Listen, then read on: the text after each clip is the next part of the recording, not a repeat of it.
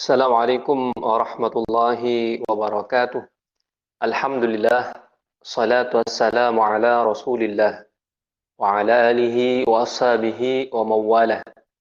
Ashhadu an la ilaha illallah wahdahu la syarika lah, wa ashhadu anna muhammadan abduhu wa rasuluh. Rabbi syrah li sadri, wa yassir li amri, wahlul uqdatan min lisani, yafqahu qawli amma ba'du. Alhamdulillah, dengan izin Allah, pada pagi hari ini kita diberikan nikmatnya sehat, nikmatnya sempat, sehingga meskipun dalam kondisi yang serba terbatas, Allah masih memberikan kita hidayah untuk meningkatkan ketakwaan kita kepada Allah Subhanahu wa Ta'ala, meningkatkan kecintaan kita kepada Rasulullah SAW lewat kajian hadis dalam kitab Al-Arba'in An-Nawawiyah, yang pagi hari ini kita akan bahas hadis ke-19. An Abil Abbas Abdullah ibni Abbasin radhiyallahu anhuma qal kuntu khalfan nabiyyi sallallahu alaihi wasallam yawman faqal ya ghulam inni uallimuka kalimatin ihfazillaha yahfazka ihfazillaha tajidhu tujahaka idza sa'alta fas'alillah wa istasta'anta fasta'in billah wa'lam anna al-ummata law ijtama'at 'ala an yanfa'uka bi syai'in lam yanfa'uka illa bi syai'in qad kataballahu lak wa law ijtama'u 'ala an yadurruka bi syai'in lam yadurruka illa bi syai'in qad katabahu Allahu 'alaik rufi'atil aqlamu wa jaffatis suhuf. Rawahu Tirmidzi wa qala haditsun hasanun sahih. Wa fi riwayatin ghairi Tirmidzi ihfazillaha tajidhu amamak. Ta'arraf ila Allah fil rakha ya'rifka fis shiddah.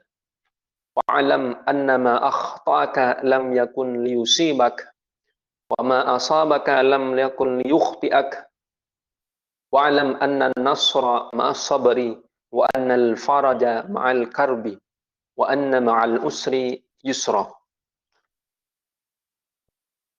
Teman-teman, insyaallah pagi hari ini kita akan membahas hadis Rasulullah sallallahu alaihi wasallam dalam kitab Al-Arba'in An-Nawawiyah. Yang pertama, kita akan mengkaji siapa rawi dari kalangan sahabat ini. Di sini disebutkan An Abil Abbas Abdullah ibni Abbas. Beliau adalah anak dari paman Rasulullah SAW yang paling muda, yaitu Sayyidina Abbas. Beliau dilahirkan pada tahun ketiga sebelum Rasulullah SAW melakukan hijrah dari Mekah menuju Madinah. Ketika dilahirkan, Rasulullah SAW mengazankan di telinga sahabat Rasulullah SAW yang mulia ini. Kemudian dalam sebuah riwayat yang sahih, Rasulullah SAW pernah mendoakan beliau secara khusus. Kata Rasulullah SAW, Allahumma faqihhu fid din wa 'allimhu ta'wil.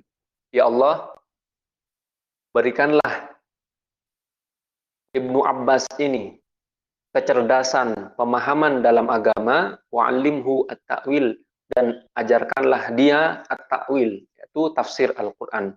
Maka kita banyak dapati dalam kitab-kitab tafsir pendapat Abdullah ibn Abbas. Beliau juga punya kitab tafsir khusus, nama tafsirnya Tafsir Ibnu Abbas, yang di situ disebutkan pendapat-pendapat beliau. Nah, teman-teman, untuk membahas hadis ini, kita terjemahkan terlebih dahulu.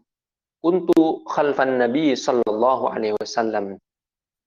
Ibnu Abbas ini suatu ketika berada di belakang Rasulullah sallallahu alaihi wasallam. Ada dua pendapat, teman-teman.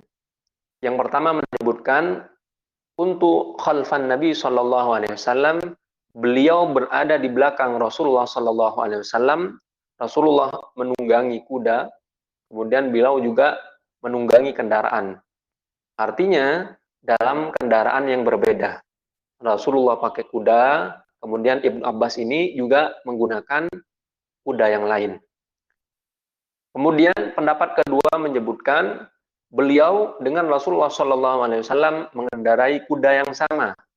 Artinya beliau bonceng kepada Rasulullah SAW.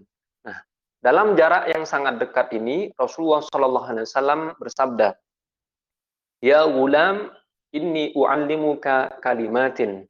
Gulam dalam bahasa Arab artinya anak kecil. Kalau kita bilang bocah, kalau orang Betawi bilang tong. Kata Rasulullah SAW, tong, sini gua bilangin. Inni u'allimuka kalimatin. Saya akan ajarkan kamu beberapa kalimat. Apa itu? Kata Rasulullah SAW, ihfazillaha yahfazka. Ini sangat penting, teman-teman. Jaga hak-hak Allah, maka Allah akan menjaga hak-hak kamu. Kerjakan semua kewajiban yang sudah dibebankan kepada kita, Allah akan memberikan semua yang dijanjikan kepada kita. Tinggalkan larangannya, maka semua yang tidak kita sukai akan dihindarkan oleh Allah Subhanahu wa taala. Ihfazillaha tajidhu amamaka. Jaga hak-hak Allah itu, kerjakan semua perintah, tinggalkan larangan, tajidhu tujahaka. Maka engkau akan mendapati Allah itu ada di depan kamu. Artinya apa? Kita sekarang dalam perjalanan menuju Allah. Semua dari kita akan bertemu dengan Allah Subhanahu wa taala dengan izin Allah. Semua orang yang masuk ke dalam surga Allah, dalam Al-Qur'an disebutkan lilladzina ahsanul husna wa ziyadah. Bagi orang-orang yang nanti sudah ditakdirkan masuk ke dalam surga Allah, akan diberikan nikmat yang luar biasa. Berupa apa, Ustaz? Berupa melihat Allah Subhanahu wa taala dalam wujud yang asli. Di dunia kita tidak bisa melihat Allah. Bahkan tidak ada seorang nabi dan rasul pun sejumlah 124.000 itu yang pernah melihat Allah secara langsung. Nabi Musa pernah berdoa minta ingin melihat Allah di dunia, tidak dikabulkan oleh Allah. Kata Nabi Musa dalam Al-Quran diabadikan, Rabbi arini anzur ilaik. Ya Allah, berikanlah kesempatan kepadaku untuk melihatmu secara langsung. Kata Allah, qala lan tarani, kamu tidak akan sanggup untuk melihatku. Artinya di dunia. Walakin anzur ilal jabal fa in istaqarra makanahu fasawfa tarani. Tapi lihatlah kepada bukit itu. Kalau bukit itu bergerak, maka kamu pasti akan melihatku. Tapi begitu Nabi Musa melihat bukit itu, Nabi Musa pingsan karena tidak sanggup melihat Allah Subhanahu wa taala. Di hari kiamat, dengan izin Allah, semua orang yang masuk ke dalam surga diizinkan untuk melihat Allah. Kata Allah kepada para penghuni surga, wahai ahli surga, apakah kalian ingin aku tambah nikmatnya? Kata para penghuni surga, ya Allah, bukankah engkau telah membebaskan kami dari siksa neraka? Bukankah engkau telah memberikan kami nikmat yang luar biasa? Terus nikmat apa lagi yang enggak engkau tambahkan ya Allah? Kata Allah, akan aku berikan kepada kalian keridhoanku. Kemudian dibukalah hijab, para ahli surga melihat Allah secara langsung. Dalam sebuah hadis Aisyah pernah meriwayatkan, man qala anna Muhammadan ra'a rabbahu faqad kadzab. Barang siapa yang berkata bahwa Rasulullah SAW Muhammad pernah melihat Allah di dunia, maka orang itu telah berdusta. Artinya Rasulullah SAW dalam peristiwa Isra dan Mi'raj tidak diperlihatkan wajah Allah secara langsung. Hanya berbicara dengan Allah min warai hijab, dari belakang hijab. Ada perantara yang tidak bisa ditembus. Kemudian lanjutan hadisnya, idza sa'alta fas'alillah. Jika kamu meminta sesuatu, mintalah kepada Allah. Wa idza sta'anta fasta'in billah. Jika kamu meminta pertolongan, mintalah kepada Allah Subhanahu wa taala. Teman-teman, hadis ini sangat simpel tapi maknanya luar biasa. Kata Rasulullah sallallahu alaihi wasallam, "Idza da'a ahadukum falyu'azzimir raghbah, fa innallaha la yata'adhamuhu syai'." Hadis riwayat Imam Tabrani. Jika kalian meminta sesuatu, memintalah kepada Allah dengan sungguh-sungguh. Falyu'azzimir raghbah, minta yang besar. Jangan minta yang kecil. Karena apa kata Rasulullah? Tidak ada sesuatu yang besar bagi Allah. Tidak ada yang sulit buat Allah.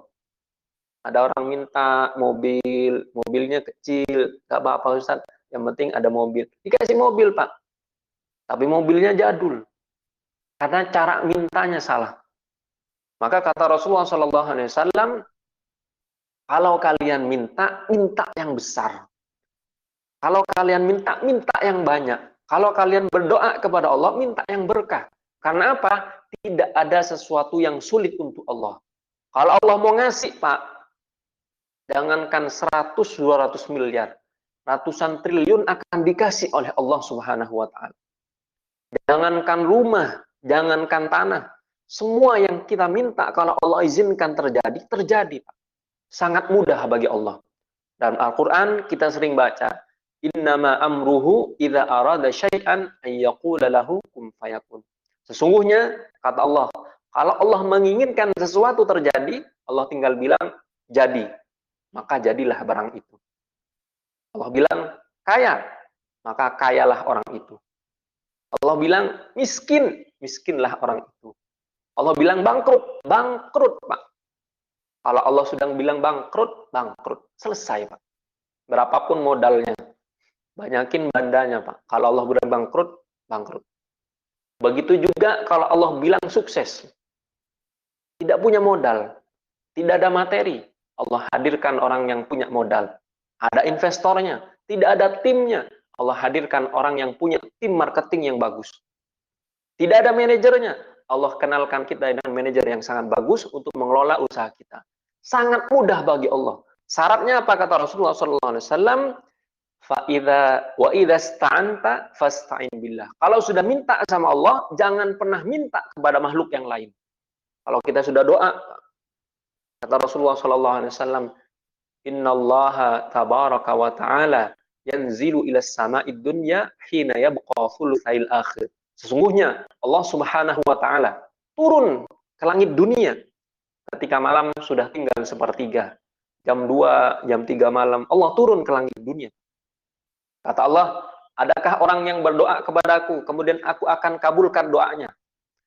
Adakah orang meminta ampunan kepadaku kemudian aku berikan mereka ampunan? Adakah orang yang beristighfar, minta diampuni dosanya, kemudian aku ampuni semua dosa-dosanya? Kapan itu Allah datang? Sepertiga malam, Pak. Maka kita disunahkan untuk bangun ketika malam tinggal sepertiga. Karena di situ Allah turun. Bagaimana cara turunnya, Ustaz? Wallahu a'lam. Pembahasan kita bukan tentang tata turunnya Allah, tapi tentang bagaimana kita berdoa kepada Allah ketika malam sudah tinggal sepertiga. Kemudian kata Rasulullah SAW, "Ud'ullaha wa antum muqinuna bil ijabah, fa innallaha la yaqbalu du'an min qalbin ghafilin lahin." Berdoalah kalian kepada Allah dan kalian yakin doa kalian pasti akan diijabah oleh Allah. Karena sesungguhnya Allah tidak akan pernah menerima doa dari hati yang lalai. Bagaimana hati yang lalai, Ustaz? Kita berdoa, Pak, cuma main-main. Allah, saya minta uang 1 triliun ya Allah. 10 triliun ya. Begitu kita selesai doa, kemudian kita berkata, dikasih nggak ya sama Allah? Nah, meragukan Allah. Hati-hati teman-teman. Ketika kita sudah mendoakan sesuatu, kewajiban kita selanjutnya adalah berikhtiar. Setelah itu bertawakal kepada Allah. Adapun hasilnya, kapan diijabahnya, kita serahkan kepada Allah Subhanahu wa taala tanpa sedikit pun kita ragu. Banyak dari kita sering meng-cancel doanya sendiri. Ya Allah, bulan depan pengen beli ini ya Allah. Bulan depan pengen punya proyek ini ya Allah. Dari tanggal 1, Pak, sampai tanggal 29 berdoa. Begitu sudah malam tanggal 29, mulai ragu. Ya Allah, udah sebulan nih. Kayaknya besok nggak bisa nih. Kayaknya nggak bisa ya. Nah, kenapa kita bisa meragukan Allah? Padahal Allah sendiri yang berjanji. Lewat Rasulullah Shallallahu Alaihi Wasallam, barang siapa yang berdoa kepada Allah, meminta kepada Allah, tidak meminta kepada selain Allah, pasti Allah akan kabulkan doanya. Syaratnya satu, Pak. Kalau sudah minta kepada Allah, jangan minta kepada manusia. Maka Imam Ibrahim bin Adam pernah berkata, "Malana nashku faqrana ila mithlina, wala nas'alu kashfahu ila rabbina." Saya heran kepada manusia ini. Kenapa mereka mengeluhkan masalahnya kepada manusia yang sama-sama susah?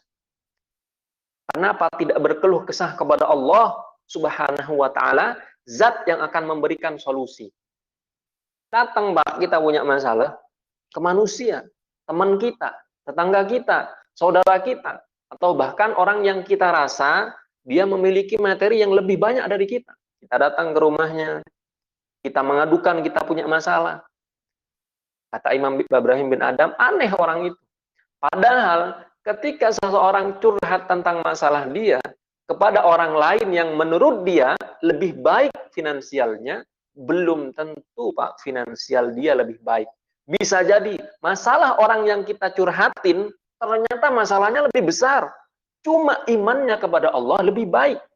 Akhirnya apa? Orang yang beriman kepada Allah pantang untuk curhat kepada manusia. Karena dia yakin manusia nggak bisa ngapa-ngapain, Pak, tanpa izin Allah. Kemudian Allah Subhanahu wa taala juga mengancam kita, Pak.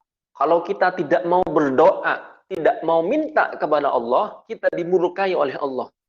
Dalam sebuah hadis yang sahih, Rasulullah sallallahu alaihi wasallam bersabda, "Man lam yad'ullaha yughdab alaih."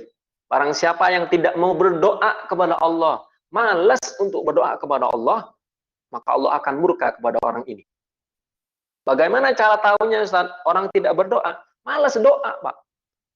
Sudah sholat 5 waktu, gak mau doa. Berdoalah, teman-teman, meskipun permintaan kita, misal kita buru-buru sedikit. Alhamdulillahirrabbilalamin. Allahumma sholli ala Muhammad wa ala alihi wa ashabi ajma'in. Rabbana zalamna anfusana wa illam taghfir lana wa tarhamna lanakunanna minal khasirin. Sallallahu alaihi sayyidina Muhammad. Assalamualaikum. Selesai, Pak, doa kita. Simpel saja. Tapi kita harus minta kepada Allah. Setelah minta, tugas yang terakhir adalah tidak bisa yakin. Kalau orang masih tidak bisa yakin, Pak, tidak dikabulkan oleh Allah Subhanahu wa taala. Dalam konsep keyakinan, konsep keimanan, ketika kita seorang berdoa, Pak, sudah minta kepada Allah, maka kita tidak perlu memikirkan kapan Allah akan memberikan ijabahnya kepada kita. Kemudian lanjutan hadisnya. Wa'lam annal ummata law ijtama'at ala ayyamfa'uka bi syai'in lam yanfa'uka illa bi syai'in qad katabahu Allahu lak. Ketahuilah, kalau seandainya umat Nabi Adam, sampai umat Nabi Muhammad sallallahu alaihi wasallam, mereka semua dihidupkan dalam satu waktu, mereka bersatu untuk memberikan kita kemanfaatan, Pak, untuk menaikkan derajat kita, untuk membantu perusahaan kita, untuk menjualkan produk kita, untuk memberikan kita kekayaan. Tapi ternyata Allah tidak menginginkan kekayaan itu terjadi ke dalam kehidupan kita. Kekayaan itu tidak akan pernah datang. Meskipun semua umat bersatu. Semua umat, kata Rasulullah, umatnya Nabi Adam, yang berjumlah ratusan miliar itu sampai umat sekarang bersatu untuk menaikkan derajat kita, memperbaiki kualitas finansial kita, meningkatkan strata sosial kita. Kalau Allah bilang tidak naik, nggak naik, Pak. Ini yang harus kita yakini, teman-teman. Jangan pernah mengadukan masalah kita kepada manusia. Manusia sama-sama susah. Tidak ada manusia yang sempurna. Bahkan ketika seseorang mengadu kepada Rasulullah SAW, Rasulullah bilang apa? Mengadu kepada Allah. Dan Rasulullah SAW hanya mengajarkan sebuah doa. Ketika ada seorang sahabat mengadukan finansialnya kepada Rasulullah SAW, Rasulullah gak pernah ngasih uang, Pak. Tapi kata Rasulullah, maukah aku ajarkan sebuah doa Kalau kamu baca doa ini, semua masalah kamu beres. Maka yang diajarkan oleh Rasulullah adalah ilmu. Dan Rasulullah tidak memberikan materi kepada para sahabat. Walau ijtama'u ala ayyadurruka bisyai'in lam yadurruka illa bisyai'in qad kataballahu alaik. Rufi'atil aqlamu wa jaffatis suhuf. Dan ketahuilah, kalau seandainya mereka juga bersatu, Pak, dari umatnya Nabi Adam sampai umatnya Rasulullah Shallallahu Alaihi Wasallam hidup dalam satu waktu, mereka bersatu untuk mencelakakan kita. Tapi kata Allah, hamba ini saya lindungi, maka hamba ini, Pak, tidak akan celaka. Ada suatu kelompok sudah berkumpul, bersatu, ingin mencelakakan kita, Pak. Ingin menipu kita, membangkrutkan bisnis kita. Kata Allah, usaha orang ini tidak akan bangkrut. Karena saya lindungi, maka usaha kita aman, Pak. Perusahaan orang ini aman. Karena dilindungi oleh Allah Subhanahu wa Ta'ala.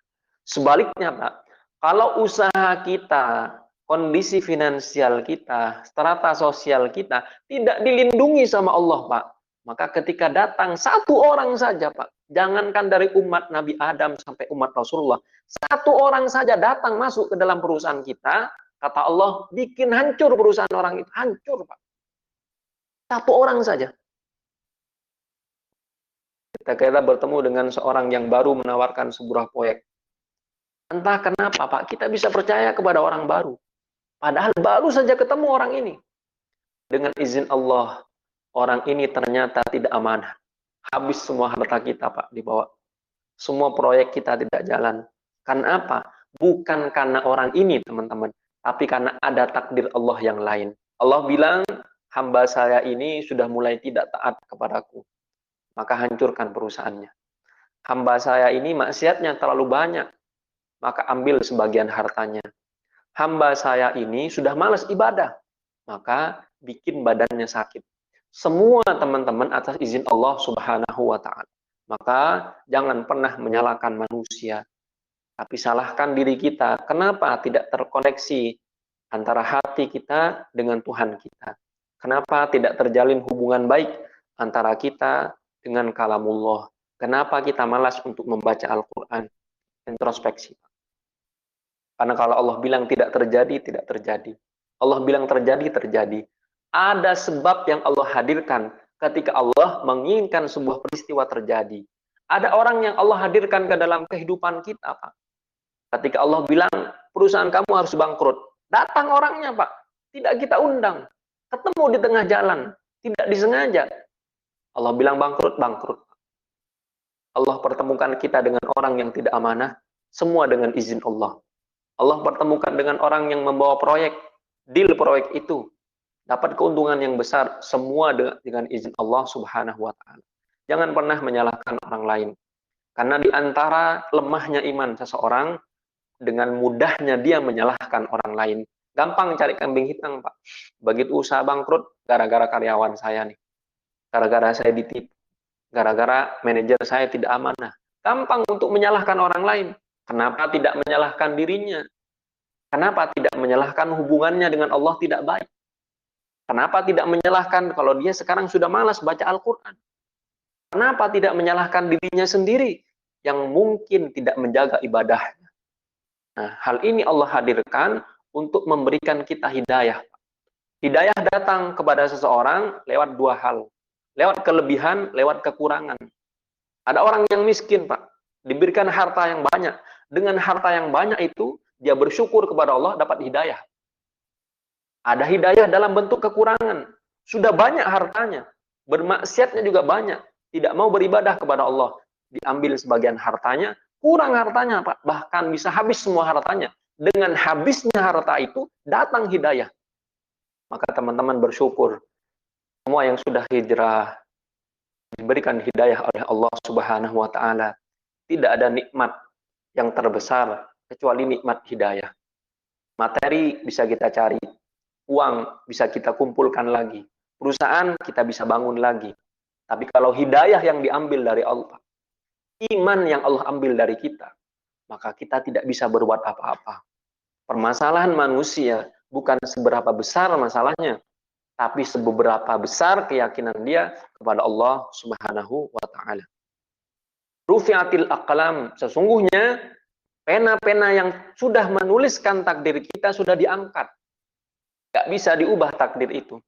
Wajaffatis suhuf, dan kitab-kitab yang ada di Lauhul Mahfuz sudah kering penanya, Pak. Kita dituliskan oleh Allah, kamu akan bangkrut umur 40 tahun. Bangkrut, Pak, umur 40 tahun.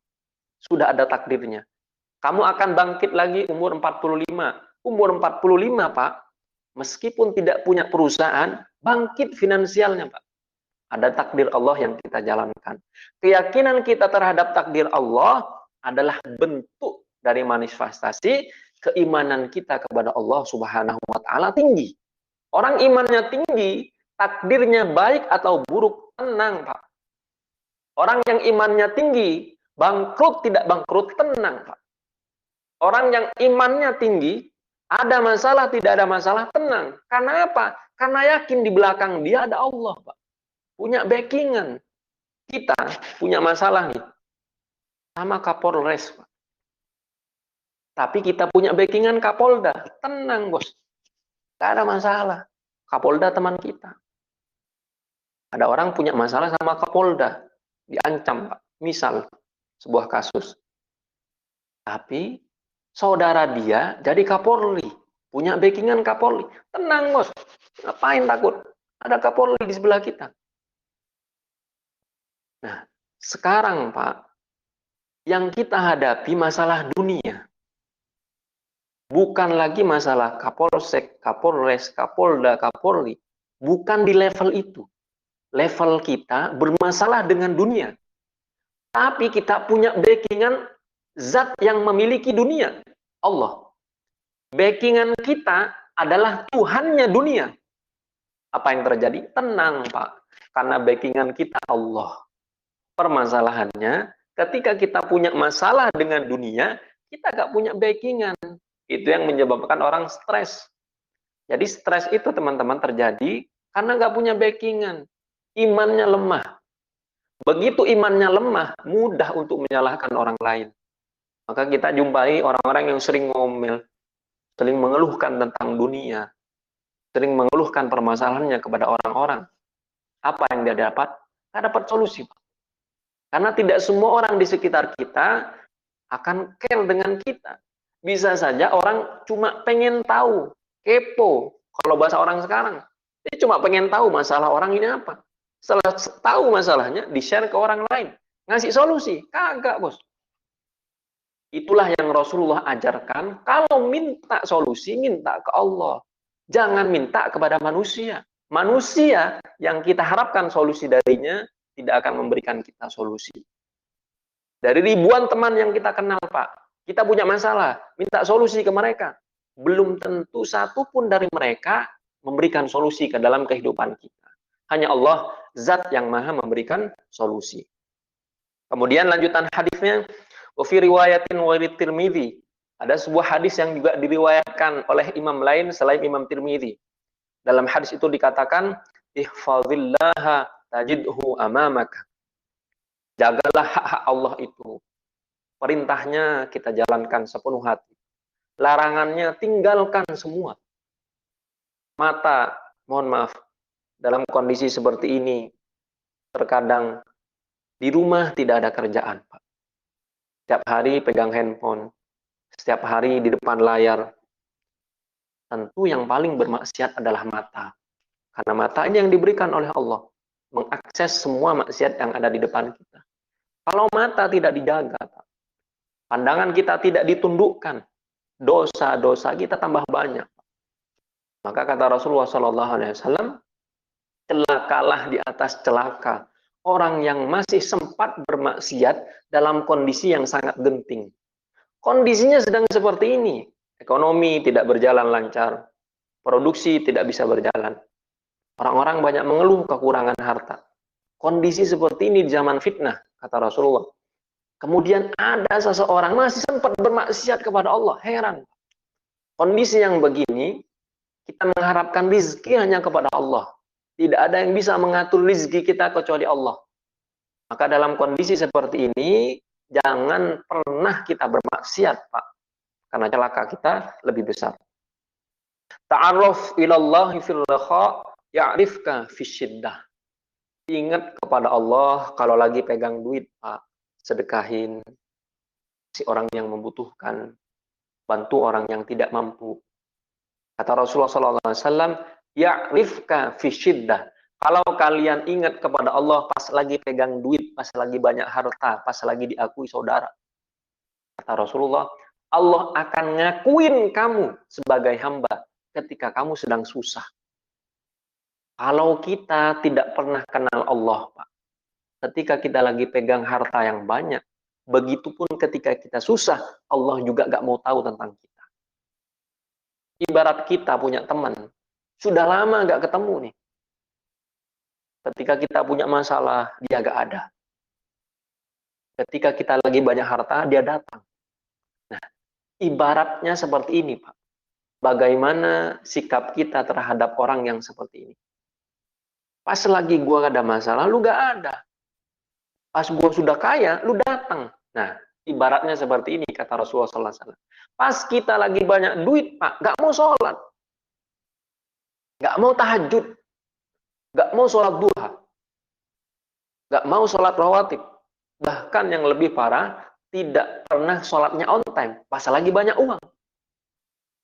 Kemudian pas lagi gak ada uang, datang nih ke Allah. Ya Allah, saya minta uang ya Allah. Mohon dilancarkan usaha saya ya Allah. Bukakanlah pintu rezeki ya Allah. Kira-kira gimana Pak? Tentu kalau Allah bukan Tuhan, akan sakit hati. Orang ini datang pas lagi butuh. Pas lagi gak butuh, gak pernah kelihatan. Pas lagi banyak uang, gak pernah kelihatan di masjid. Pas usahanya berantakan, baru dia datang ke masjid. Kira-kira seperti itu. Tapi meskipun kita seperti itu, masih diterima sama Allah.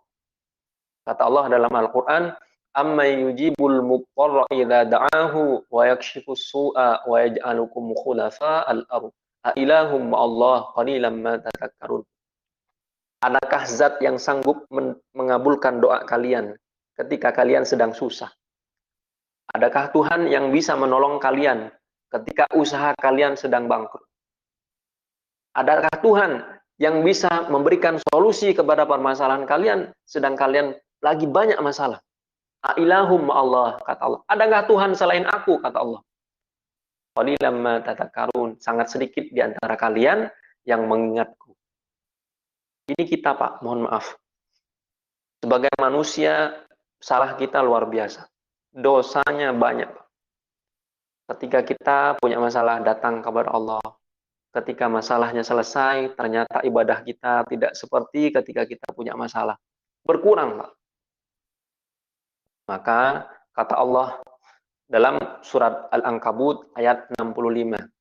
فَإِذَا رَكِبُوا فِي الْفُلْكِ دَعَوُا اللَّهَ مُخْلِصِينَ لَهُ الدِّينَ فَلَمَّا نَجَّاهُمْ إِلَى الْبَرِّ إِذَا هُمْ يُشْرِكُونَ. Ada hamba-hambaku, kata Allah, ketika kita berada di tengah lautan, ada badai, ombak yang besar, paraunya mau karam, Pak. Kehidupan kita tidak menentu, finansial kita berantakan, perusahaan tidak jalan, karyawan harus digaji. Gak ada yang bisa membantu kecuali Allah Subhanahu wa taala. Da'awullah mukhlishina lahuddin. Kata Allah, orang kalau sudah kepepet baru minta kepada saya, kata Allah. Tapi begitu dikasih pertolongan itu oleh Allah, selesai masalahnya, Pak. Ternyata orang ini tidak lagi dekat dengan Allah. Semua amal ibadah yang dilakukan ketika dia punya masalah, tidak dilakukan lagi ketika masalahnya sudah diselesaikan oleh Allah. Ini yang terjadi, Pak. Pas lagi ada masalah, bangun jam 2, jam 3 bangun. Begitu masalahnya selesai, boro-boro sholat tahajud. Kadang sholat subuh pun telat. Kata Allah dalam surat Al-Ankabut ayat 65.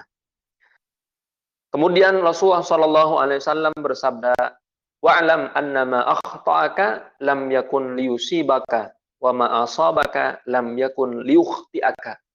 Ketahuilah, yakinilah bahwa semua takdir yang Allah takdirkan kepada kita pasti terjadi. Semua yang tidak ditakdirkan Allah terjadi kepada kita tidak terjadi. Seseorang yang ditakdirkan kaya, maka akan dipermudah jalannya menuju kekayaan. Seseorang yang ditakdirkan kaya lewat properti akan dimudahkan jalannya membuat perusahaan properti. Kaya dia lewat perusahaan properti.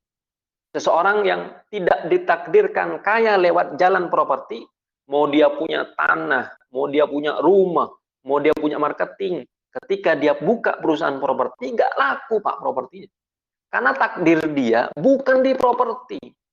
Kata Rasulullah SAW, wa qul i'malu fa kullun muyassarun lima khuliqa lahu.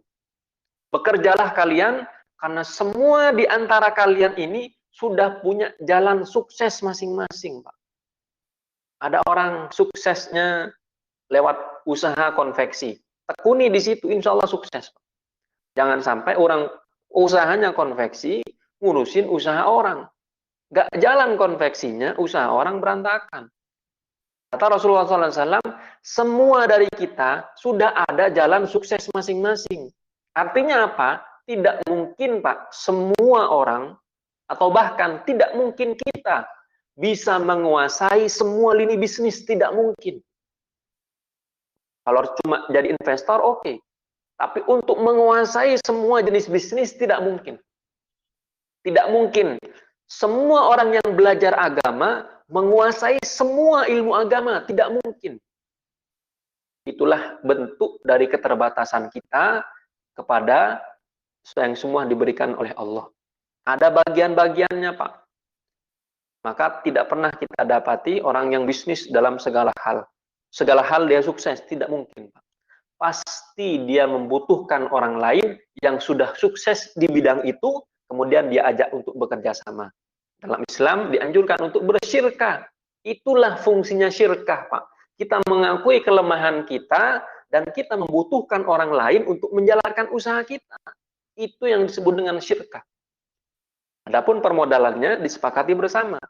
Karena tidak mungkin satu orang bisa menguasai semua jenis ilmu. Kata Rasulullah SAW, fakullun muyassarun lima khuliqa lahu. Kalian akan dimudahkan sesuai dengan takdir kalian masing-masing. Kalau Allah ingin mentakdirkan seseorang jadi pejabat, Pak, mudah jalan baginya menjadi pejabat. Meskipun nggak terlalu niat dia mau jadi pejabat. Ada saja kejadian yang menggiring dia untuk jadi pejabat. Ketika Allah mentakdirkan seseorang tidak jadi pejabat, Pak, mau dia nyalek sampai 3 kali, nyalek sampai 4 kali, tidak pernah terpilih, Pak. Karena jalur sukses dia, kata Rasulullah, bukan di situ. Seseorang yang tidak ditakdirkan jadi pebisnis, tidak sukses ketika dia berbisnis, Pak. Maka cari jalur lain. Ini yang kita butuhkan ketika kita beristikharah. Minta ilmu itu kepada Allah. Ya Allah, saya cocok nggak bisnis ini? Minta kepada Allah. Berdoa. Nah, dari bab ini mengajarkan kita berdoa bagaimana meminta semua kepada Allah. Semua, Pak. Bukan cuma apa yang bisnis yang akan kita jalankan. Bagaimana kita menjalankan bisnisnya. Siapa manajernya, siapa direksinya, dari mana dia mendapatkan investor. Semua Allah hadirkan, Pak. Kalau kita berdoa, yakin sepenuhnya kepada Allah Subhanahu wa Ta'ala. Ini yang disebut dengan unlogic. Tidak kelihatan, tapi Allah hadirkan. Tidak pernah kita prediksi, Pak. Tapi Allah bikin kejadian itu terjadi. Selanjutnya, wa'lam annan nasra ma'as sabri. Ketahuilah bahwa kemenangan, kesuksesan, keberhasilan, semua bergantung kepada tingkat kesabarannya. Sabar nggak kita diuji? Sabar nggak kita dapat musibah? Sabar nggak kita ditempa sama Allah? Kalau kita sabar, Pak, suatu saat memang kita harus jatuh. Allah dalam Al-Quran, wa tilkal ayyamu nudawiluha bainan nas. Hari-hari itu diputar oleh Allah. Kadang kita di atas, kadang juga harus nyungsep. Tidak pernah ditemukan dalam sejarah satu orang punya bisnis tidak pernah rugi. Pasti pernah rugi. Tidak pernah ditemukan dalam sejarah orang yang ketika belajar langsung paham. Pasti butuh guru. Nah, kesabaran ini yang Allah inginkan kepada kita. Bisa saja sesuatu itu tidak baik hanya menurut kita. Hanya menurut kita. Dan ini yang perlu kita yakini, teman-teman. Ternyata penilaian kita terhadap dunia juga subjektif, tidak objektif. Karena kita hanya melihat dunia saja dari sisi dunianya. Dari sisi dunia, kalau kita mengharapkan dunia, tidak diberikan dunia itu kepada kita oleh Allah, kita langsung menganggap, wah, ya Allah, ternyata saya nggak dikasih dunia nih. Mungkin engkau nggak sayang sama saya, ya Allah. Karena kita melihat satu sisi saja. Coba kita melihat dunia ini dari sudut pandang yang berbeda. Kita lihat dunia dari sudut pandang akhirat, Pak. Ketika Rasulullah SAW ditawarkan dunia, kata Allah melalui malaikat Jibril, wahai Jibril, sampaikan kepada kekasihku Muhammad, kalau dia ingin semua aliran sungai, semua gunung-gunung yang ada di Mekah ini menjadi emas, maka semua akan saya jadikan emas, kata Allah melalui malaikat Jibril. Apa yang dijawab oleh Rasulullah SAW? Tidak, ya Allah. Tapi jadikan saya sehari kenyang, sehari lapar. Agar ketika saya lapar, saya bisa bersabar. Dan ketika saya kenyang, saya bisa bersyukur. Itulah kehidupan, Pak. Tidak mungkin kita pegang uang banyak setiap hari. Tidak mungkin. Tidak mungkin kita sukses setiap saat. Tidak mungkin. Ada saat-saat di mana rezeki kita kadang berkurang. Ada saat-saat di mana rezeki kita kadang diberikannya lebih banyak. Semua sudah diatur oleh Allah Subhanahu wa Ta'ala. Dan yang harus kita yakini, ternyata kadar rezeki itu sesuai dengan kadar keimanan kita. Banyak atau tidaknya rezeki bergantung kepada ketakwaan kita. Kalau Allah nilai hamba saya ini sudah layak untuk jadi hamba yang banyak uang, dikasih uangnya, Pak. Dari mana jalannya, Ustaz? Allah bikin jalannya, Pak. Ketemu dengan seseorang yang tidak pernah diajak untuk ketemu. Ketemu, Pak. Ditawarin bisnis, jalan bisnisnya, dapat uang banyak. Sebaliknya, kalau ketakwaan seseorang kepada Allah rendah, keimanan dia kepada Allah tidak ada. Bahkan semua perintah tidak pernah dijalankan. Justru larangannya kencang, Pak. Tiap hari dia bermaksiat. Begitu diberikan uang yang banyak, dibuat modal untuk membuat bisnis yang banyak sekali, Pak. Hadirlah satu orang untuk menghancurkan bisnis ini, selesai urusan. Kata Allah hancur. Kata Allah bangkrut. Kata Allah ditipu. Nah, ini semua sudah ditakdirkan oleh Allah Subhanahu wa Ta'ala. Wa annal faraja ma'al karbi. Sungguhnya solusi itu datang setelah adanya musibah. Kalau gak ada musibah, gak ada solusi. Kalau tidak ada musibah, bagaimana kita belajar sabar? Dalam Al-Quran juga disebutkan, fa inna ma'al usri yusra. Inna ma'al usri yusra. Kata ulama tafsir,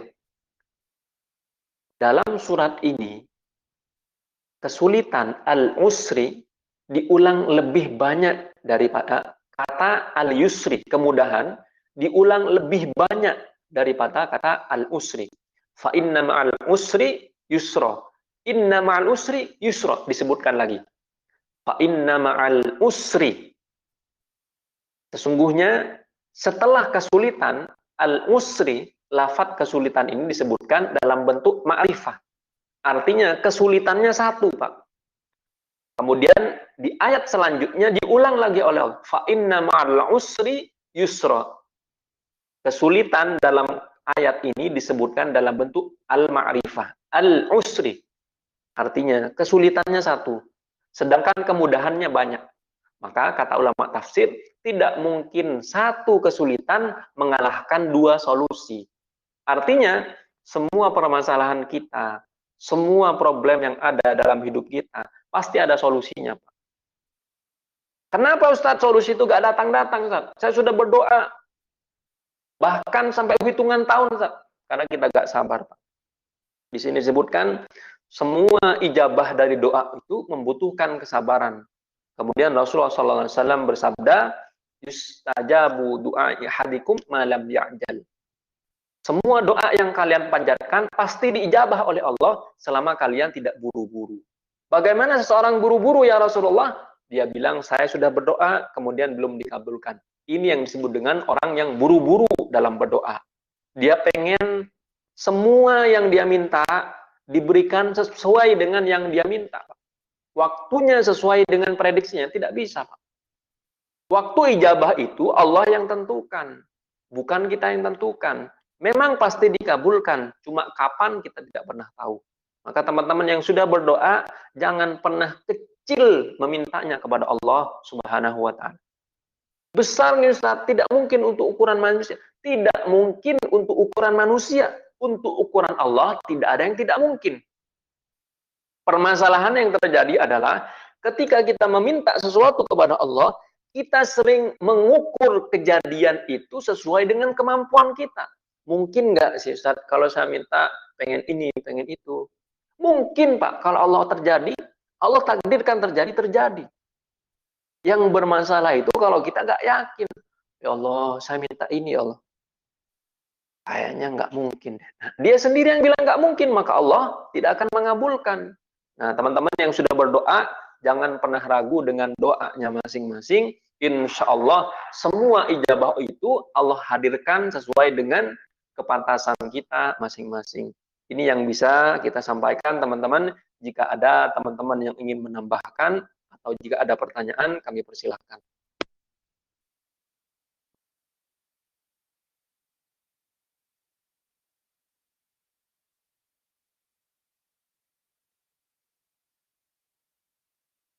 Ada pertanyaan, Pak Eko? Assalamualaikum warahmatullahi wabarakatuh, Ustaz. Ini kebetulan ada amanah dari Pak Hadiningrat Cianjur. Beliau bertanya, dari tahun ke tahun merasa selalu dizolimi, padahal sekeluarga alhamdulillah tidak pernah berhenti bersedekah, beramal dan beramal baik. Akan tetapi setiap saat menjalankan usaha selalu dihantam dengan ujian besar. Contoh proyek yang sedang berjalan sekarang berjalan 3 tahun.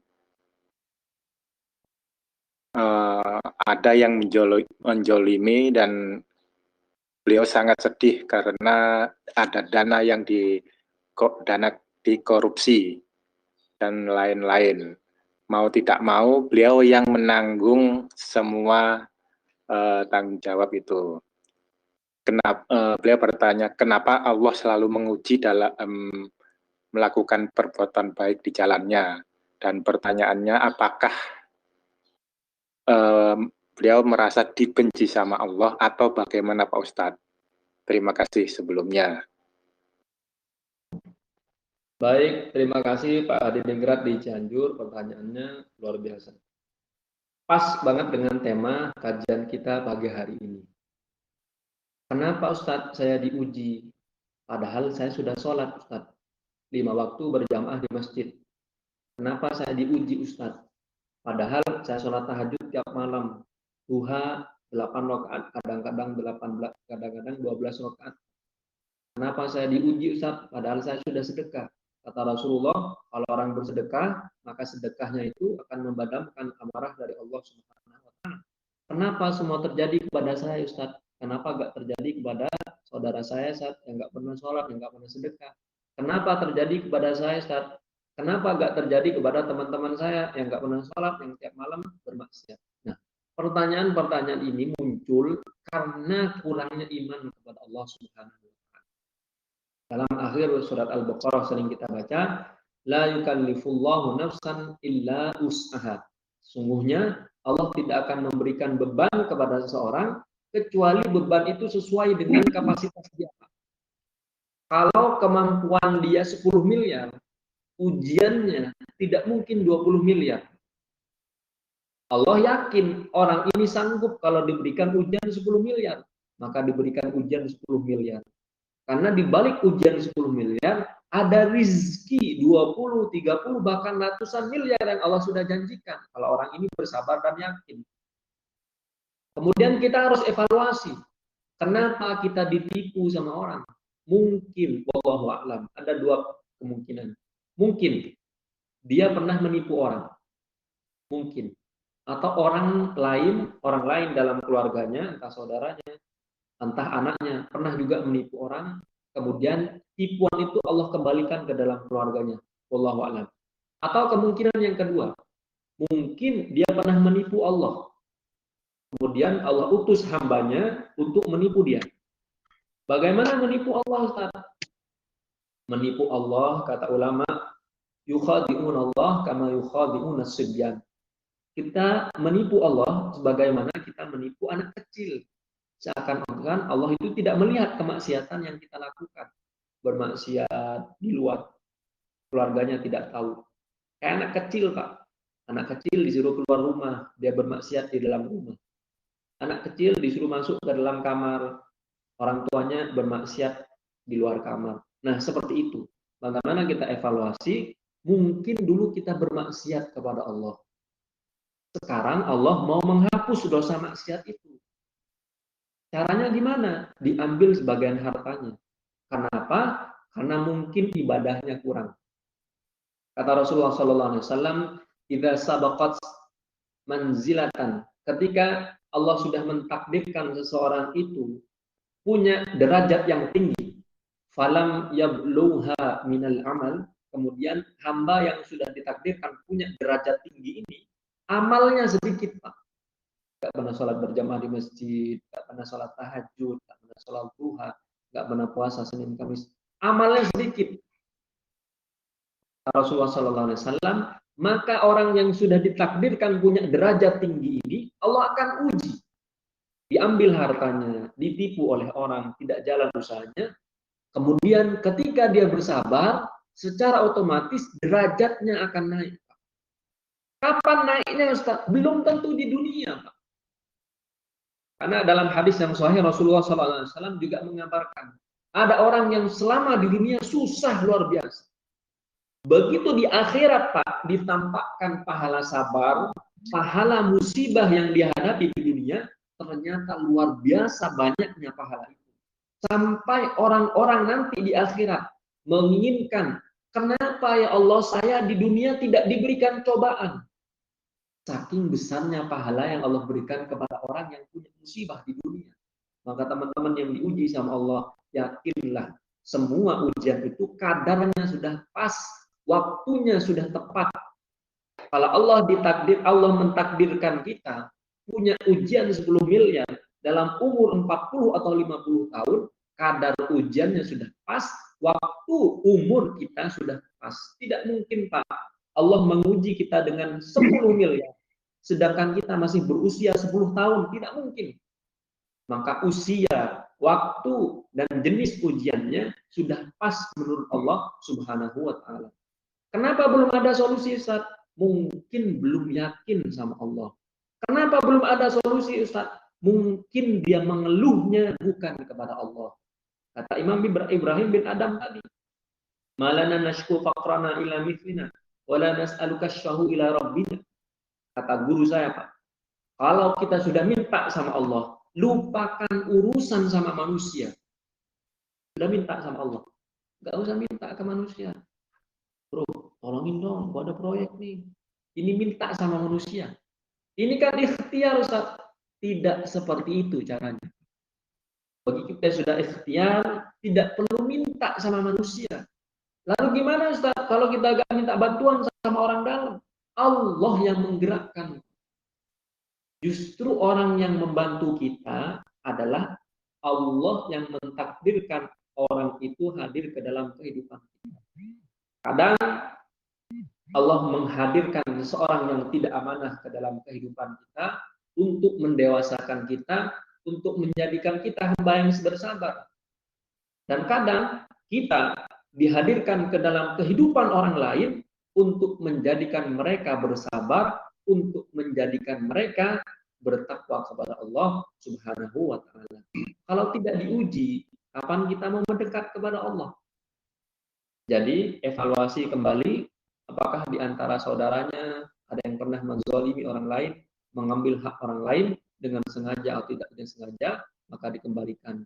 Kemudian dievaluasi lagi, apakah pernah melakukan dosa-dosa besar, apakah pernah melakukan transaksi riba, mohon maaf, apakah di antara keluarganya, mohon maaf, ada yang pernah berzina, minum khamr, berjudi, tidak pernah sholat, dan sebagainya, dievaluasi kembali. Karena kalau ada dosa besar yang dilakukan, sudah cukup, Pak. untuk menjadikan hancur semua usaha yang dia lakukan. Satu dosa besar saja. Syirik, riba, ngomongin orang itu dosa besar yang ketika dilakukan kata ulama sudah menjadi satu alasan yang cukup bagi Allah untuk menghancurkan usahanya di dunia. Wallahu a'lam bishawab. Pak Bambang, silakan. Assalamualaikum warahmatullahi wabarakatuh, Ustaz. Waalaikumsalam warahmatullahi wabarakatuh. Saya berdoa semoga Ustadz istiqomah dan Allah jaga kesehatannya. Semoga oil ini berjalan terus. Sama-sama, amin. Ya Ustadz, pada hari ini mau sharing aja bahwa temanya sangat diri saya sekali ini. Ini pengalaman yang saya alami seperti Ustadz kupas ulang kejadian 16 tahun lalu. Bahwa ternyata Allah uji itu ketika kita merasa sudah dekat sama Allah, namun bersamaan waktu yang sama, saya sedang melakukan maksiat juga kepada Allah. Jadi merasa diri dekat sama Allah, tapi satu sisi maksiat. Rezeki lagi banyak, merasa uang gampang. Pada saat itu Allah gulung seluruh hasil yang saya upayakan selama 20 tahun, plus 5 tahun, 20 tahun bekerja dan 5 tahun saya berbisnis. Allah gulung sekaligus hanya dalam waktu kurang lebih sebulan kurang. Dihabiskan dan masih punya hutang. Jadi udah harta habis, masih punya hutang pula. Nah, ini saya merasakan bahwa ketika saya menyatakan diri mau dekat sama Allah dan mengupayakan dan melakukan hal-hal yang berdekatan sama Allah, tapi ternyata pada saat itu saya juga sombong dan bermaksiat pada Allah. Nggak tanggung-tanggung, kali dipukul masih kuat, teman pukulan kedua ternyata ya KO. Nah, pada saat seperti itu, dari apa Ustadz sampaikan tadi, benar sekali bahwa seorang itu akan Allah uji pada kadarnya. Nah, yang saya mau sharing kepada teman-teman para pengusaha yang ada di MTR atau yang sedang mendengarkan acara ini, janganlah kita merasa bangga diri ketika kita sedang sukses atau sedang bisa berbuat sesuatu. Namun pada saat kita mampu sedang bisa berbuat sesuatu, ingatlah bahwa ada orang lain perlu ditolong. Dan ingatlah bahwa yang dikatakan Allah bahwa kemaksiatan itu akan meruntuhkan semua kehidupan kita, sebesar atau sekecil apapun kemaksiatan, akan menghancurkan kita semuanya. Alhamdulillah ketika saya sedang jatuh-jatuhnya, ada dua persimpangan jalan. Jalan ke kiri, saya akan meninggalkan dari kehidupan ini dan saya kabur, meninggalkan semua utang, atau jalan ke kanan, saya memilih untuk bertanggung jawab. Alhamdulillah Allah pilihkan jalan ke kanan dan saya bisa recovery. Namun sejak itu saya punya utang riba yang baru bisa diselesaikan pada tahun kemarin. Alhamdulillah sudah selesai dan sinilah yang disebut titik balik hijrah. Ini yang saya sharingkan. Saya tidak mengajari, namun mungkin sharing ini ada bermanfaat bagi siapapun teman-teman kita yang ada di grup ini. Mudah-mudahan Ustadz bisa menambahkan lebih detail lagi keterkaitan hal-hal demikian ini. Terima kasih Ustadz. Assalamualaikum warahmatullahi wabarakatuh. Waalaikumsalam warahmatullahi wabarakatuh. Masya Allah. Insya Allah semua yang mendengarkan kajian ini, saya tidak tahu siapa, tapi saya yakin semua yang mendengarkan adalah orang-orang yang Allah pilihkan untuk mendengarkan ini. Semua yang mendengarkan adalah orang-orang yang memang Allah kehendaki kebaikan darinya. Kalau tidak diinginkan kebaikan dari orang ini, tidak mungkin dia hadir kemudian mendengarkan kajian ini. Allah punya hak untuk memilih siapa saja orang yang diinginkan untuk kembali ke jalannya. Allah punya hak siapa saja yang dipilih oleh Allah untuk berhijrah meninggalkan pekerjaan haramnya. Yang dialami oleh Pak Bambang tadi luar biasa. Memang teman-teman harus yakin efek dosa itu luar biasa. Mungkin keluarga kita nggak tahu terhadap dosa kita, istri kita nggak tahu dosa suaminya, anak kita nggak tahu dosa bapaknya. Tapi apakah Allah tidak tahu? Allah lihat, bos. Allah yang lihat. Itu perkataan Imam Ibnul Qayyim dalam kitab Madarijus Salikin. Beliau berkata, Wa'lam anna an-nasa idza u'jibu bika fa innama u'jibu bijamili sitrillahi alaik. Ketahuilah, ketika engkau dipuji oleh manusia, sesungguhnya mereka secara tidak sadar sedang memuji bagaimana Allah menutup aib-aib dosa-dosa yang pernah dia lakukan di masa yang lalu. Teman-teman yang dipuji oleh karyawannya, dipuji oleh bawahannya, apakah kita terpuji? Belum tentu. Teman-teman yang dianggap sukses oleh saudaranya, diagung-agungkan oleh saudara, ini saudara saya ini sudah sukses, merantau dari kampung ke ibu kota, sudah punya harta yang banyak. Bukan ukuran sukses, Pak. Karena pujian seseorang itu sering kita ulangi hanya subjektif. Mereka menilai mereka menilai kita ketika kita sudah sukses, Pak. Ketika kita sedang di bawah, tidak ada yang mau menilai kita, Pak. Bahkan, mohon maaf, kadang saudara tidak menganggap kita sebagai saudara. Mertua tidak menganggap kita sebagai menantu. Kawan tidak menganggap kita sebagai kawan kalau kita sedang di bawah, Pak. Yang bisa menganggap kita hanya Allah Subhanahu wa Ta'ala. Datang kita kepada Allah, masuk ke dalam masjid, berlumuran dosa, Pak, tidak punya uang, Allah masih anggap kita sebagai hamba. Sini, kata Allah, sini. Minta lagi kepadaku, Allah akan kasih lagi, Pak. Dalam sebuah hadis yang sahih, Rasulullah Sallallahu Alaihi Wasallam bersabda, Innallaha, sesungguhnya Allah itu yafrahu bitaubati abdihi, senang, Pak, ketika ada seseorang hamba bertaubat kepada Allah. Kemudian Rasulullah SAW mengisahkan ada seseorang sedang dalam perjalanan, Pak, dalam sebuah padang pasir yang tandus, matahari terik panas. Dia bernaung di sebuah pepohonan. Dia ikat untanya beserta semua bekalnya, dia ikat. Dia tertidur. Ketika dia bangun, Pak, untanya dan bekalnya semua hilang. Maka orang ini sudah mau putus asa. Tanpa terasa, dia berjalan, kemudian dia menemukan kembali untanya beserta bekalnya. Maka saking senangnya orang ini, Pak, karena di padang pasir gak ada pertolongan. Gak ada yang kita bisa mintai pertolongan. Saking senangnya dia menemukan hartanya, menemukan kembali untanya, menemukan kendaraannya, kemudian dia bilang, Pak, berdoa, Ya Allah, sesungguhnya Engkau adalah hambaku dan aku adalah Tuhanmu. Saking gembiranya, Pak, kata Rasulullah, akhta'a min syiddatil farah.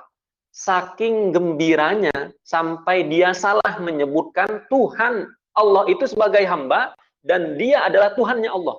Saking gembiranya, kata Rasulullah SAW, dan Allah itu lebih gembira dari orang ini ketika ada orang yang sudah bermaksiat puluhan tahun datang kepada Allah bertaubat.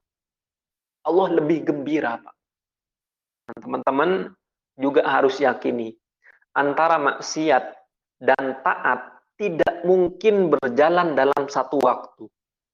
Tadi sudah disampaikan oleh Pak Bambang.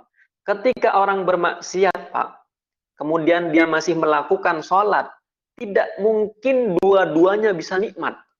Karena apa? Ketika sholat, dia ingat maksiat. Ketika dia bermaksiat, masih ingat dosa. Tidak nikmat. Maka masuklah Islam secara kafah. Kalau kita sudah mau bertaubat, tinggalkan semua yang bermaksiat. Ketika orang mau bermaksiat, silahkan bermaksiat. Tidak mungkin orang yang bermaksiat ini sanggup untuk melaksanakan sholat. Contoh, orang yang bermaksiat di pagi hari sampai maghrib, sampai isya. Tidak mungkin malamnya dia bangun kemudian melakukan sholat tahajud. Dalam sebuah kisah, Imam Sufyan Ats-Tsauri pernah mengisahkan. Dia masuk ke masjid, Pak. Kemudian di masjid itu ada orang yang berdoa. Saking khusyuknya dia berdoa sampai nangis. Kata Imam Sufyan Ats-Tsauri, terbesit dalam hati saya untuk berkata, ini dalam hati, belum dikatakan, bahwa orang yang berdoa tadi orangnya riya kayaknya nih. Gak ikhlas kayaknya orang ini. Itu baru dalam hati. Ketika dia hanya suudzon. Apa yang terjadi? Kata beliau, gara-gara saya suudzon sama orang nih, 6 bulan, Pak, saya tidak bisa konsisten sholat tahajud. Gara-gara suudzon. Dosanya cuma 1. Padahal Imam Sufyan Ats-Tsauri ini disebutkan beliau memiliki julukan As-Sajjad, orang yang paling banyak bersujud. Ketika sholat, sujud pertamanya saja Imam Sufyan Ats-Tsauri ini, ketika ada saudaranya, sahabat yang ada orang yang ketika beliau sholat nih, sujud pertama saja, itu setara dengan 7 kali putaran tawaf, Pak. Sujud pertama. Allahu Akbar, sami Allahu liman hamidah, Rabbana walakal hamd, Allahu Akbar, sujud. Ketika dia 1 kali sujud, lamanya 1 kali sujud itu sama dengan 7 kali putaran orang tawaf. Bayangkan, kita tawaf nih, berapa kali? Bisa 10 menit. Atau bisa bahkan setengah jam, Pak. Itu 1 sujudnya. Nah, dengan ibadah yang seperti itu, Pak, 1 dosa yang dia lakukan ternyata membuat dia tidak bisa konsisten sholat malam selama 6 bulan. Dosanya apa, Ustaz? Su'uzon. Dosa su'uzon. Bagaimana dosanya kalau melihat aurat perempuan yang bukan mahram? Bagaimana kalau dosanya membicarakan aib orang lain di depan orang lain? Bagaimana jika dosanya mendengarkan orang berghibah? Bagaimana kalau dosanya makan riba? Berat, Bos, untuk kita beribadah. Maka teman-teman yang sudah hijrah, saya pribadi menasihati diri saya pribadi untuk banyak-banyak bertaubat kepada Allah, banyak-banyak bersyukur kepada Allah, karena antara maksiat dengan taat tidak pernah bersatu. Orang yang sekarang baik, Pak, mohon maaf, masa lalunya berantakan. Orang yang sekarang dipuji oleh manusia karena dia sebagai orang alim, bisa mendakwahkan apa yang dia sudah pelajari, bisa mengajarkan manusia, belum tentu masa lalunya tidak berantakan. Sebelum hadis ini kita membahas hadis Abu Dzar Al-Ghifari. Mohon maaf, sebelum beliau masuk Islam, Abu Dzar Al-Ghifari adalah seorang perampok, Pak. Mengambil harta manusia. Beliau sebelum hijrah. Tapi ketika sudah berhijrah, masuk Islam, semua maksiatnya ditinggalkan. Oleh karena itu, Rasulullah SAW bersabda, "At-taubatu tajubbu ma qablaha." Sesungguhnya taubat seseorang itu menghapus dosa-dosa di masa yang lalu. Kapan dihapus, Ustaz? Itu yang kita tidak tahu, Pak. Maka kita harus sering bertaubat, sering beristighfar, memperbanyak sholawat kepada Rasulullah, minta ampunan, Pak. Karena kita tidak tahu dan tidak pernah dikasih tahu dari langit. Kamu sudah diterima taubatmu. Tidak ada, Pak. Kamu istighfarmu diterima oleh Allah. Tidak ada informasi itu. Maka informasi itu memang tidak ada. Kita harus memperbanyak kualitas sholat, memperbanyak kualitas memperbaiki ibadah kita masing-masing. Ada orang mengeluhkan, Ustaz, sudah lama saya susah, Ustaz. Bertahun-tahun, Ustaz. Ingat bagaimana Allah ketika menguji Nabi Ayub alaihissalam. Sebelum datang penyakit, Pak, Nabi Ayub banyak anaknya. Disebutkan beliau memiliki 14 orang anak. 7 laki-laki, 7 perempuan. Begitu diuji oleh Allah, semua anaknya meninggal, Pak. Ketika meninggal anaknya, bersedih Nabi Ayub. Setelah bersedih, apakah selesai masalahnya? Enggak. Setelah anaknya meninggal, ternyata beliau sakit. Berapa lama, Ustaz, Nabi Ayub sakit? 18 tahun, Pak. Dalam hadis yang sahih disebutkan. 18 tahun, Pak. 18 tahun sakit. Setelah 18 tahun itu, barulah Nabi Ayub mengeluhkan sakitnya kepada Allah. Dalam Al-Quran diabadikan, "Ya Allah, sesungguhnya penyakit ini sudah mengganggu saya untuk beribadah." Maka teman-teman ketika berdoa, "Ya Allah, sesungguhnya," misal finansialnya kurang, "Ya Allah, sesungguhnya kekurangan uang ini menyulitkan saya sedekah." Begitu ketika berdoa, teman-teman. "Ya Allah, sesungguhnya masalah ini membuat saya tidak khusyuk dalam sholat." Doa seperti itu. "Ya Allah, sesungguhnya kesibukan dunia saya ini membuat saya tidak bangun malam, ya Allah. Maka jangan saya sibukkan dengan dunia." Nanti dijabah oleh Allah Subhanahu wa Ta'ala. Dan tadi sudah disampaikan oleh Pak Bambang, memang betul semua ujian itu kadarnya pas, Pak. Kalau kita mengeluhkan permasalahan kita kepada manusia, sejatinya kita tidak meyakini Al-Quran surat Al-Baqarah 3 ayat terakhir. La yukallifullahu nafsan illa wus'aha. Kalau kita yakin, Pak, semua yang terjadi sudah pas dari Allah, dan kita yakin Allah tidak pernah salah memilih kita sebagai hambanya yang diuji, selesai urusan kita sama manusia. Adapun penilaian manusia, kita dibilang kekurangan harta, ada orang bilang kita miskin, ada orang bilang kita pamer karena kita berdakwah, itu urusan manusia, Pak, bukan urusan kita. Urusan kita hanya sama Allah. Kalau urusan kita sama Allah, semua urusan kita sama manusia Allah yang bereskan. Dalam sebuah riwayat disebutkan, idza khafal abdullah, kalau seseorang hamba takutnya hanya kepada Allah, maka Allah akan jadikan semua hamba yang lain takut kepada dia. Tapi kalau dia tidak takut kepada Allah, Allah jadikan semua masalah-masalah itu datang tidak pernah takut. Ada orang ngancam kita, kenapa mereka berani sama kita? Karena kita tidak takut sama Allah. Kalau kita takutnya sama Allah, semua manusia, semua permasalahan takut sama kita. Ini yang bisa kita kaji pada pagi hari ini. Mohon maaf jika ada kata-kata yang tidak sesuai, tidak bermaksud untuk menggurui teman-teman. Ini hanyalah kajian hadis yang bisa kita sampaikan. Terima kasih atas segala perhatian. Mohon maaf atas segala kekhilafan. Kita tutup kajian kita dengan doa kafaratul. Subhanakallahumma wa bihamdika asyhadu an la ilaha illa anta astaghfiruka wa atubu ilaik. Sallallahu ala sayyidina Muhammad. Assalamualaikum warahmatullahi wabarakatuh. Waalaikumsalam.